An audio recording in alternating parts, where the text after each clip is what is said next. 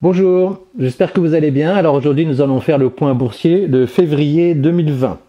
Alors vous savez, le problème qui préoccupe les marchés aujourd'hui, c'est l'épidémie, peut-être une pandémie, du coronavirus.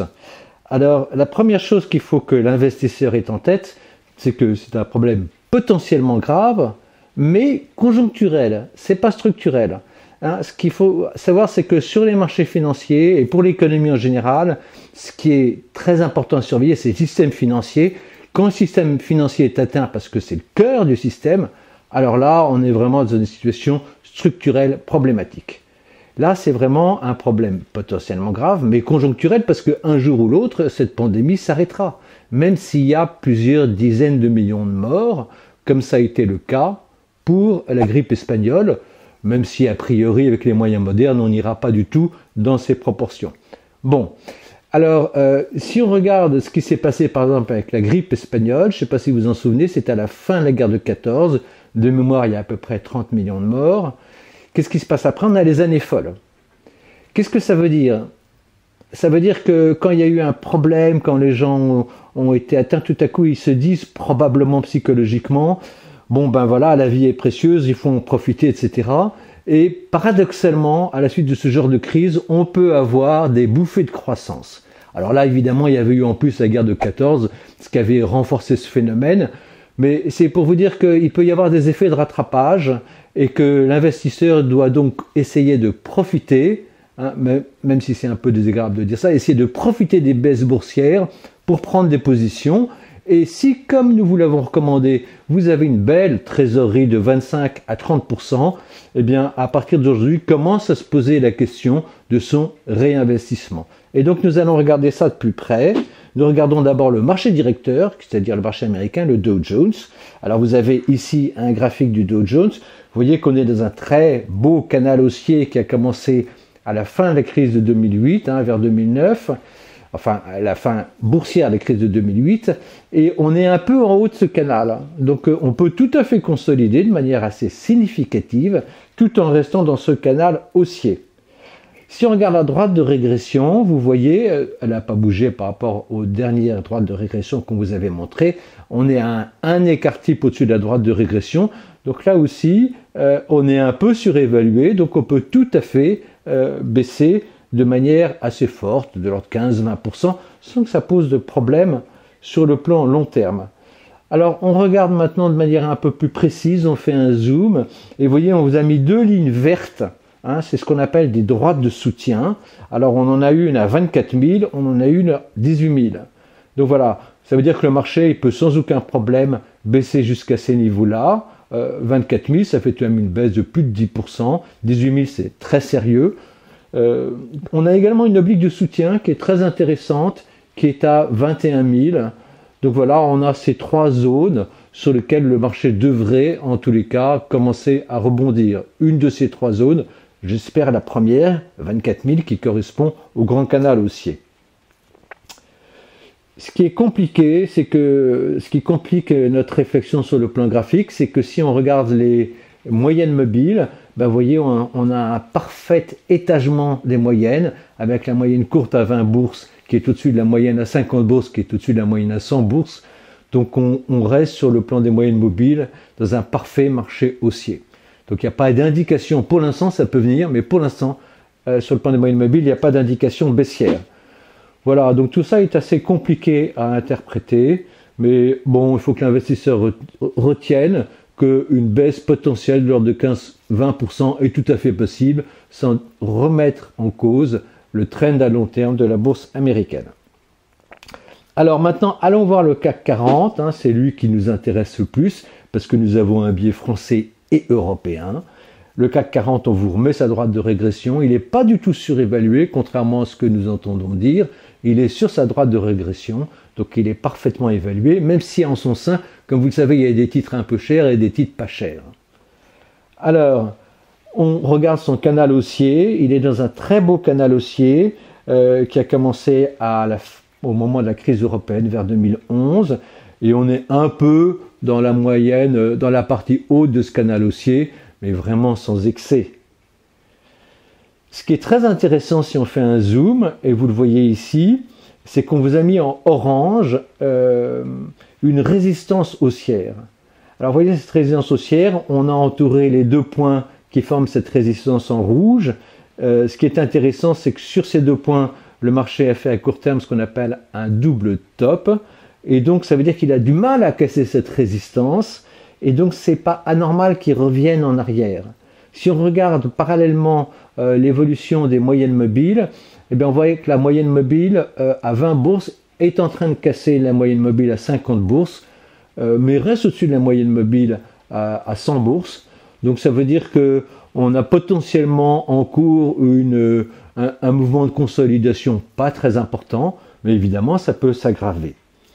Alors ce qui est très intéressant, et c'est ce que vous voyez sur le graphique là, c'est que si on regarde sur plus long terme, on voit que cette résistance qu'on a notée à court terme, on la retrouve, c'est un point haut de 2006. Donc ça veut dire que c'est une résistance long terme, donc qui va être très très difficile à casser par le marché. Alors donc c'est bien normal qu'il consolide, et donc le coronavirus est une occasion pour lui de le faire. Évidemment, il est en même temps simultanément dans un canal haussier, donc ça veut dire que s'il arrive à casser cette résistance, eh bien on peut avoir une accélération haussière. Alors, on va maintenant regarder un peu plus précisément la manière dont évolue un certain nombre de titres, et on vous a mis ici quels sont les titres qui ont monté depuis le début de l'année au sein du CAC 40. Et vous voyez, il y a Veolia, ST Micro, Engie, Carrefour et Schneider. Ce qui est intéressant, c'est que la plupart de ces titres, c'est des titres qui étaient très en retard et qui n'avaient pas du tout monté. Et donc vous voyez que la hausse du CAC en ce moment, elle se fait sur les titres en retard. Ça, c'est le premier point intéressant. Alors on va regarder peut-être sur certains d'entre eux la manière dont ils ont évolué. On met le graphique de Veolia Environnement, qui est la plus forte hausse depuis le début de l'année, au sein du CAC 40. Et vous voyez qu'il est monté depuis un certain temps, et tout à coup il part en chandelle. Alors, ça c'est très intéressant. Et vous voyez, on vous a mis ici une ligne orange qui correspond à une résistance haussière. Donc c'est un peu ce qui est en train de se passer pour le CAC 40, qui s'est passé pour Veolia. C'est-à-dire qu'il s'est heurté sur une résistance long terme, qui est assez longue, et donc il a eu du mal à la casser, et quand il a réussi à la casser, eh bien il est parti en chandelle. Et si vous voyez en rouge, il y a le CAC 40, eh bien il s'était un peu éloigné du CAC 40, mais à ce moment-là, il s'en éloigne franchement. Donc voilà, ça c'est très intéressant. Et si on vous regarde le graphique d'Engie, eh bien on a exactement le même phénomène. On a une espèce de résistance haussière sur laquelle le titre bute, et quand il le casse, eh bien il part en chandelle. Et si on prend Schneider, on a exactement la même chose. Bon, alors, le dernier titre qui a monté, qu'on n'a pas regardé, c'est Carrefour. Bon, Carrefour, c'est un mécanisme différent. Vous avez ici une pente baissière en orange, qui est la pente baissière long terme de Carrefour. Donc, vous voyez, Carrefour est toujours sur un trend baissier long terme. En vert, on vous a mis la pente baissière à court terme. Donc, vous voyez que la pente baissière à court terme, qui était plus accentuée que la pente baissière à long terme, a été cassée par Carrefour. Pourquoi ? Parce qu'on vous a mis en rouge une résistance baissière, un point d'appui, vous voyez, qui est assez solide. Et en fait, Carrefour, il s'est tenu sur ce point d'appui, et donc depuis, il a arrêté de baisser, et il est rentré, comme vous le voyez là, sur un canal haussier qui paraît assez solide, qui est pas très fort, bon, mais qui est là, sur lequel il est installé. Alors donc, qu'est-ce qu'on peut retenir de ces différents graphiques ? C'est qu'il y a deux points à surveiller pour un investisseur qui voudrait tirer profit de la baisse du marché pour investir. C'est repérer les titres sur lesquels il y a des résistances haussières non cassées, mais sur lesquels les titres sont en train d'essayer de les tester pour les casser, et voir s'il n'y a pas des droites ou des obliques de soutien, qui est un autre point favorable. Alors évidemment, on vous le rappelle, toute analyse graphique idéalement doit être validée pour une analyse fondamentale, et pour ça vous vous reportez aux analyses fondamentales que nous avons fait chez Hibou. Et donc, si on regarde les titres qui ont le plus baissé, non pas le plus monté cette fois, mais le plus baissé au sein du CAC depuis le début de l'année, on trouve Renault, Technip, Peugeot, Total et Accor. Alors Technip et Accor, on n'a pas encore sorti d'études. Donc on va plutôt se concentrer sur Renault, Peugeot et Total. Renault, on a fait beaucoup de vidéos sur le sujet, donc on ne revient pas dessus. Donc on va regarder Peugeot et Total. Alors, vous voyez sur Peugeot, eh bien, ce qui est très intéressant, c'est que là aussi, on a une résistance haussière en orange, sur lequel le titre a buté plusieurs fois et qu'il a du mal à casser. Donc l'investisseur va se dire, ah ben, s'il la casse, c'est très intéressant parce qu'il peut partir en chandelle. Alors on vous a mis, ce qui est très intéressant également, c'est qu'il y a une droite de soutien en vert et une oblique de soutien en rouge, à peu près au cours actuel.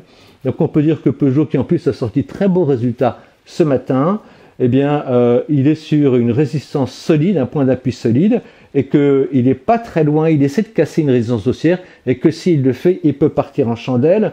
Jusqu'à quel niveau? On regarde le graphique à long terme. Souvent, les titres vont retrouver un plus haut qu'ils ont fait précédemment. Vous voyez, ce plus haut est très très haut, mais il y a eu des augmentations de capital, donc il faut le prendre avec des pincettes. Mais ce que ça veut dire en tous les cas, c'est que si le titre Peugeot casse sa résistance haussière orange, eh ben, il a un beau potentiel de hausse. On regarde Total. Total, c'est un schéma un peu différent. Il est sur un grand canal haussier, pas très très pentu au terme, mais, long terme, mais ça a l'air solide. Il est plutôt dans le bas de ce canal haussier. C'est un coin positif.